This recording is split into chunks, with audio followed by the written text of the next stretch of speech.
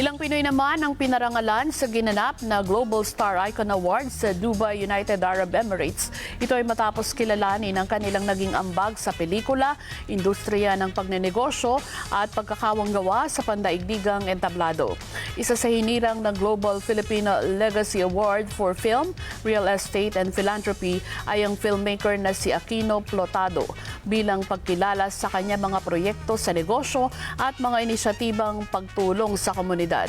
Kabilang sa kanya mga nagawang proyekto ay ang 1 bilyong beachfront development deal sa Ras Al Khaimah at ang pagkilala sa kanyang pelikulang As the Cold Saw the Echo sa isang film festival sa Dubai. Patuloy rin ang kanyang suporta sa edukasyon matapos magbigay ng donasyon at kagamitan sa kanyang dating paaralan sa Malabon.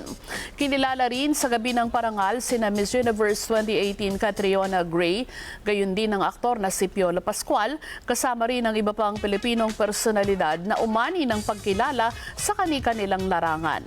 Ayon sa organizers, layunin ng awards na ipagdiwang ang husay ng mga Pilipino sa buong mundo at bigyang inspirasyon ang susunod na henerasyon.